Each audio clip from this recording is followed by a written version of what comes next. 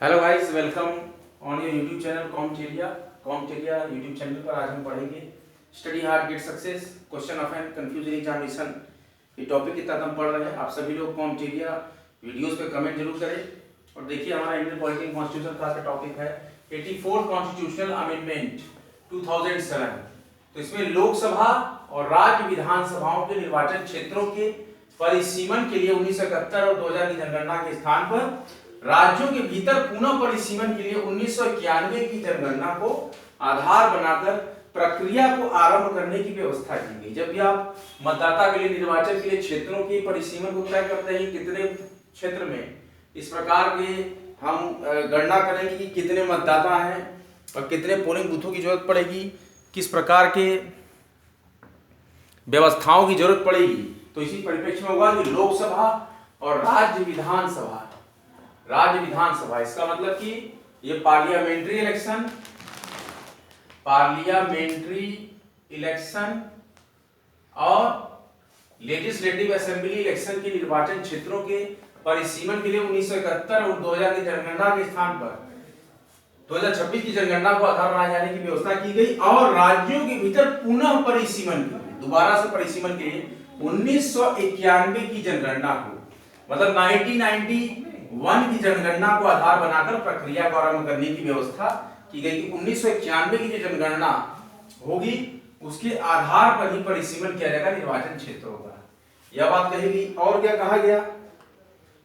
और राज्यों के भीतर विभिन्न प्रकार के, और कहा गया कि राज्यों के भीतर हम पढ़ रहे हैं 84वां संविधान संशोधन अधिनियम 2007। कौन सा अधिनियम पढ़ रहे हैं? 84वां संविधान संशोधन अधिनियम 2007 बहुत इंपॉर्टेंट है। इसमें लोकसभा और राज्य विधानसभाओं के निर्वाचन क्षेत्रों के परिसीमन के लिए 1971 और 2000 की जनगणना के स्थान पर 2026 की जनगणना को आधार बनाए जाने की व्यवस्था की गई। और राज्यों के भीतर पुनः परिसीमन के लिए, दोबारा से परिसीमन हुआ, इसके लिए 1991 की जो जनगणना हुई थी उसके आधार बनाकर, उसको बेस बनाकर प्रक्रिया को आरंभ करने की व्यवस्था की गई। तो उस प्रक्रिया को आरंभ करने की व्यवस्था की गई। और राज्यों के भीतर और क्या व्यवस्था की गई? राज्यों के भीतर विभिन्न क्षेत्रों में जनसंख्या के, विभिन्न क्षेत्रों में जनसंख्या, देखिए जनसंख्या के आधार पर वोटिंग होती है। जो निर्वाचन क्षेत्र होते हैं इनका जो परिसीमन करते हैं वो बताते हैं कि फला क्षेत्र में इतने वोटर होंगे। तो इसी प्रकार की यहां पर बात की जाती है कि राज्यों के भीतर विभिन्न क्षेत्रों में जनसंख्या में अनियमित वृद्धि हुई है।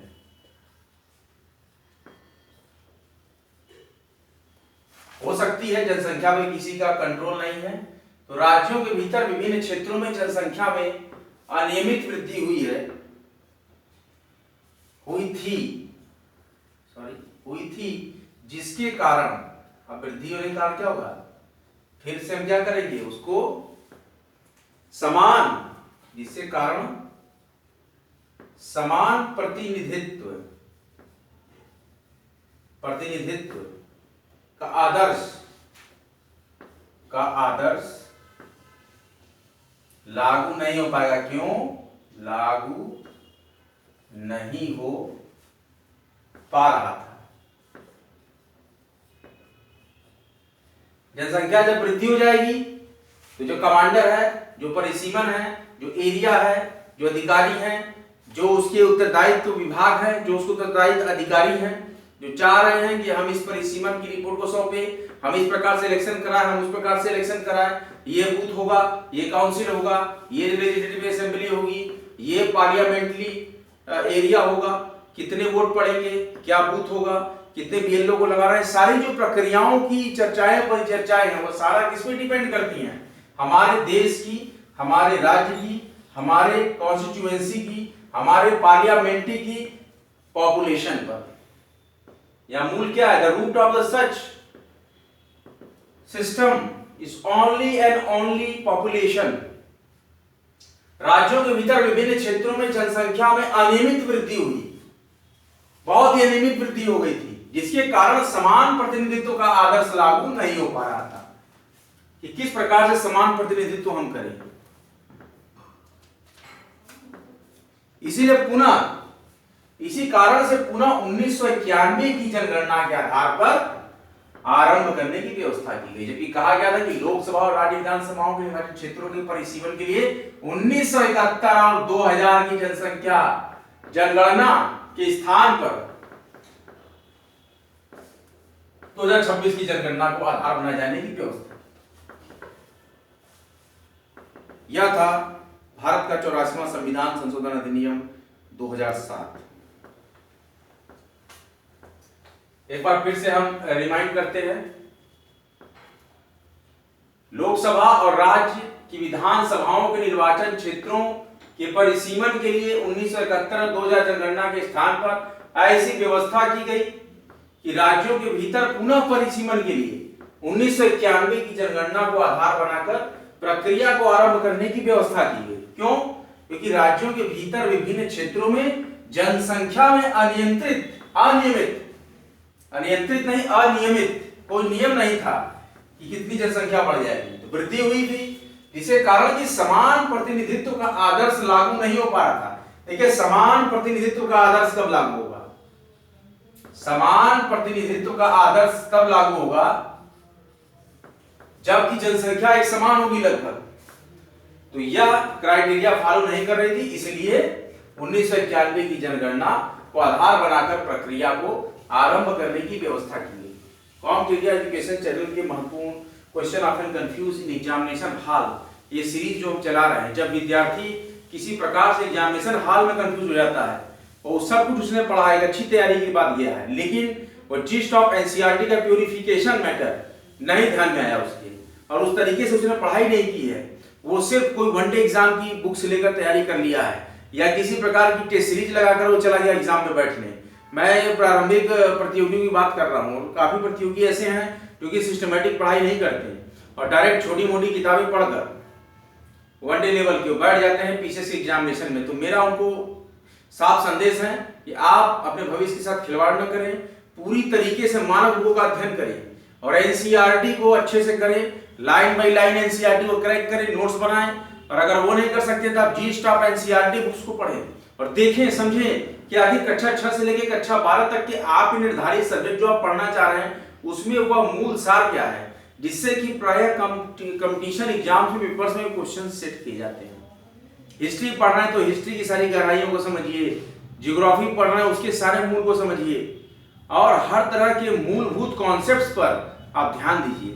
ज्यादा से ज्यादा समय तक स्टडी करेंगे और उस विषयों पर महत्वपूर्ण सार मंथन करेंगे तो आपका निष्कर्ष निकलेगा कि हमें प्रारंभिक बेस की जो तैयारी करनी है वह एनसीईआरटी को ही प्यूरिफाई करके करनी है।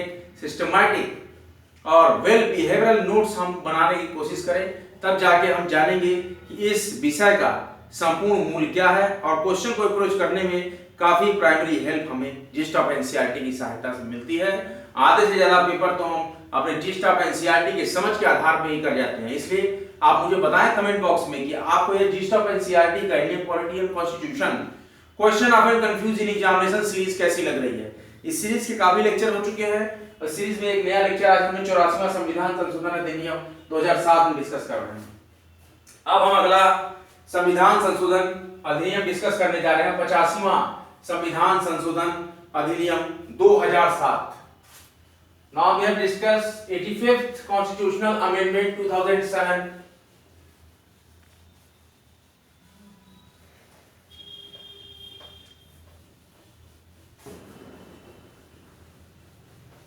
भारतीय राज्य व्यवस्था, यूपीएससी और PCS, one day SSC, triple SB सभी प्रकार के एक दिवसीय एवं मेंस परीक्षाओं में बड़ी महत्वपूर्ण भूमिका निभाता हुआ मेंस एग्जामिनेशन और प्री एग्जामिनेशन की कीवर्ड, जो कि बहुत ही सिस्टमैटिकल स्टडी करने के बाद आप इस चक्रव्यूह को तोड़ पाएंगे। इसलिए इसको एनसीईआरटी बेस से पूरा करने की कोशिश जरूर करें।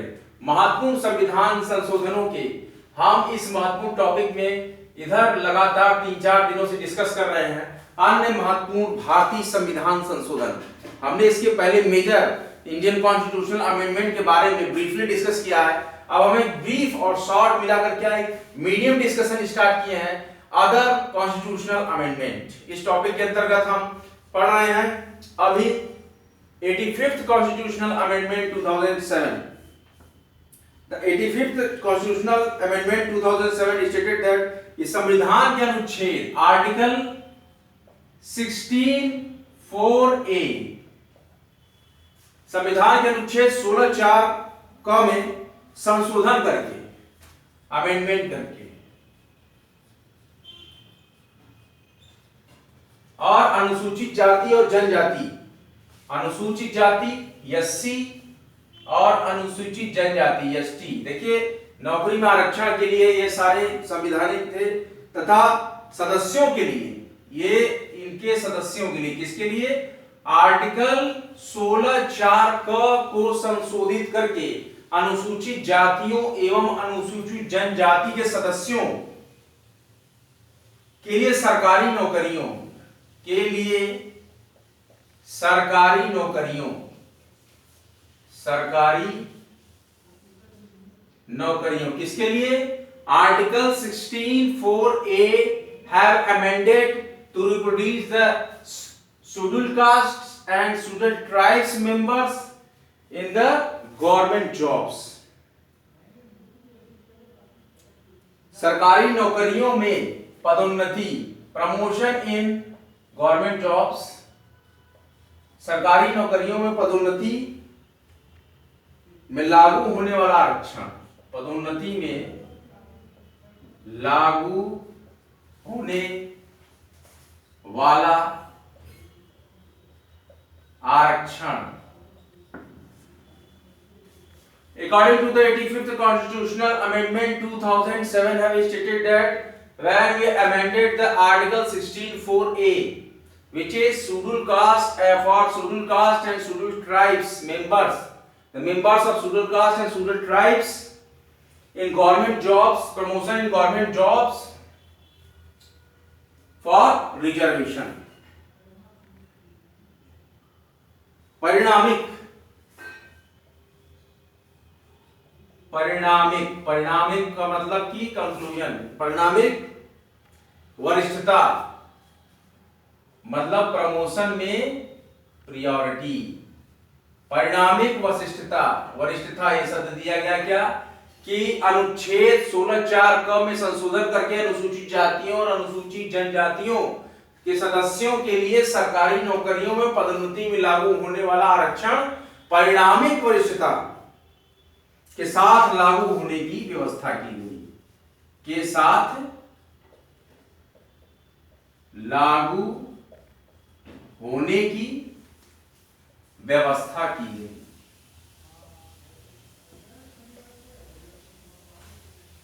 संविधान के 50वां संविधान संशोधन अधिनियम 2007 द्वारा अनुच्छेद 16(4) क में संशोधन करके अनुसूचित जातियों एवं अनुसूचित जनजातियों के सदस्यों के लिए सरकारी नौकरियों में पदोन्नति में लागू होने वाला आरक्षण परिणामिक वरिष्ठता के साथ लागू होने की व्यवस्था की गई 50वां संविधान संशोधन अधिनियम 2007 में.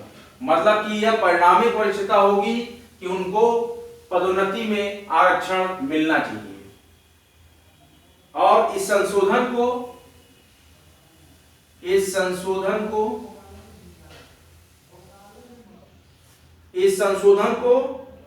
भूतलक्षी, इस संशोधन को भूतलक्षी प्रभाव से, और इस संशोधन को भूतलक्षी प्रभाव से 7 जून 1995, किस डेट में, 7 जून 1995 से लागू किया गया.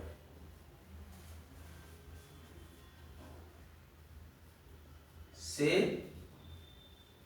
लागू किया गया. देखिए पहला पॉइंट था amendment in article 16(4)(a) for SC and ST categories members for the promotion in government job for reservation have the परिणामिक वरिष्ठता मतलब कि वरिष्ठता के परिणाम के साथ लागू करने की व्यवस्था की गई. और दूसरा जो स्टैंडिंग में बना रहा हूं ये महत्वपूर्ण था कि इस संशोधन को 50वां संविधान संशोधन अधिनियम को भूतलक्षी प्रभाव से 7 जून 1995 से लागू किया गया. भूतलक्षी का मतलब पहले के समय से, भूतकाल का मतलब पिछला जो बीत गया। तो भूतलक्षी प्रभाव से 7 जून 1995 को यह आरक्षण का प्रपोजल लागू किया गया कि जब से कि सरकारी नौकरियों में पदोन्नति में आरक्षण होने वाले के लिए पारिणामिक वरिष्ठता के साथ लागू होने की व्यवस्था की गई। एसटी और एससी कैंडिडेट को गवर्नमेंट जॉब्स में आरक्षण की व्यवस्था दी जाएगी।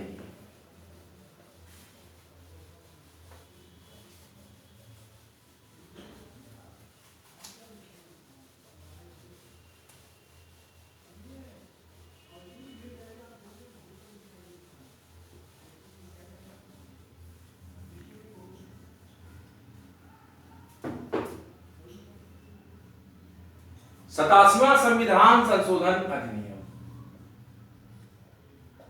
87वां संविधान संशोधन अधिनियम 2003।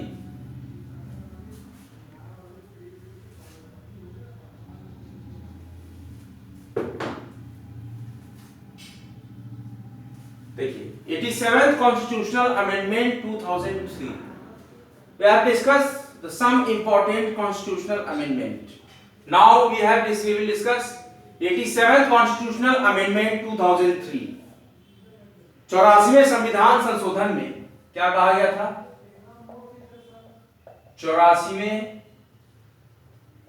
संविधान,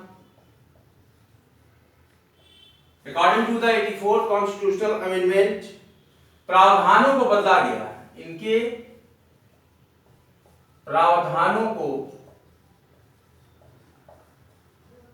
बदलते हुए देखिए 87वां संविधान संशोधन अधिनियम 2003 में क्या किया गया कि 84वें संविधान संशोधन के प्रावधानों को बदलते हुए सभी राज्यों के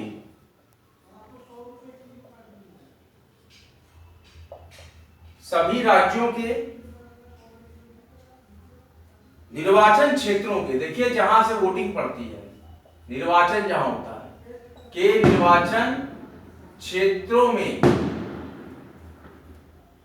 क्षेत्रों के परिसीमन, वही जो मैंने अभी चर्चा की थी, क्षेत्रों का परिसीमन बताना कि यह क्षेत्र में कौन कौन सा वार्ड आ रहा है, इस क्षेत्र में कितने वोटर्स हैं, इस वार्ड में कितने वोटर्स हैं, इसको परिसीमन करते हैं। निर्वाचन क्षेत्रों का परिसीमन करना, बताना कि फला वार्ड में कितने जनसंख्या भी एक वार्ड बनेगा और कितने कितने वार्डों के चुनाव होंगे, कैसे ब्लॉक होंगे, कैसे पंचायत में चुनाव होंगे, तो यही चीजें हैं। तो 84वें संविधान संशोधन में प्रावधानों को बदलते हुए सभी राज्यों के निर्वाचन क्षेत्रों के परिसीमन हेतु क्या किया गया था? 1991 की जनगणना हेतु 1991 की जनगणना को आधार बनाया गया था। 1991 की जनगणना के स्थान पर, लेकिन अब यहां पर क्या किया गया कि 1991 की जनगणना को नहीं लिया गया। 87वां संविधान संशोधन अधिनियम में कहा गया कि जो 84वें संविधान संशोधन में प्रावधानों को बदला गया और सभी राज्यों के निर्वाचन क्षेत्रों के परिसीमन के लिए 1991 की जनगणना के स्थान पर 1991 की जनगणना के स्थान पर 2001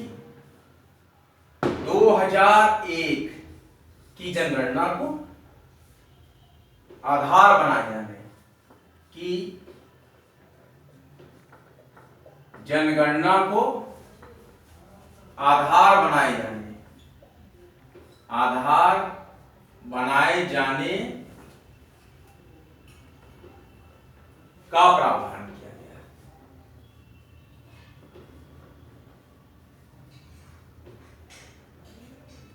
देखिए according to the 87th Constitutional Amendment 2003 have stated that in 84th Constitutional Amendment की प्रावधानों को बदलते हुए, इसके अमेंडमेंट के प्रावधान को बदल के सभी राज्यों के निर्वाचन क्षेत्रों के परिसीमन हेतु 1991 की जनगणना के स्थान पर, मतलब अब 84वां संविधान संशोधन तक 1991 की जनगणना के आधार पर निर्वाचन क्षेत्रों का परिसीमन होता था, लेकिन अब 1991 की जनगणना के स्थान पर 2001 की जनगणना को आधार बनाए जाने का प्रावधान किया गया। मतलब कि अब क्या होगा कि 2001 की जनगणना के आधार पर निर्वाचन क्षेत्रों का परिसीमन किया जाए। यही कहता है 87th कॉन्स्टिट्यूशनल अमेंडमेंट 2003। बहुत important, very very important constitutional amendment, Indian constitutional amendment. You have note down in your notebook that the amendment in 84th constitutional amendment कि सभी राज्यों के निर्वाचन क्षेत्रों के परिसीमन के लिए 1991 की जनगणना के स्थान पर 2001 की जनगणना को आधार बनाए जाने का प्रावधान किया गया 87वां संविधान संशोधन अधिनियम में। लेकिन 84वां संविधान संशोधन अधिनियम में 1991 की जनगणना के आधार पर हमने पढ़ा था।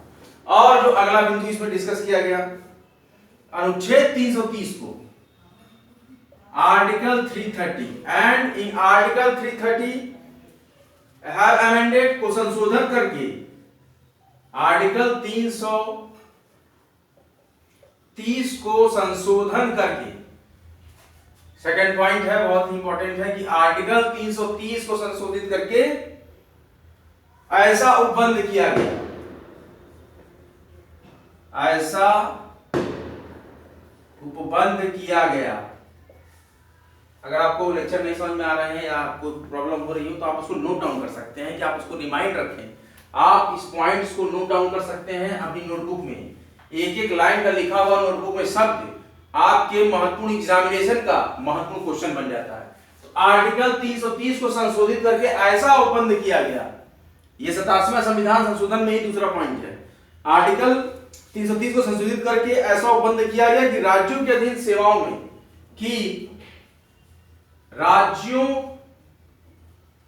के अधीन सेवाओं में, जहां राज्य का होल्ड है, अधीन सेवाओं में, जैसे कि पीसीएस में, लेखपाल में, बीडीओ में, जूनियर असिस्टेंट की परीक्षा पद पे हैं आप, सेवाओं में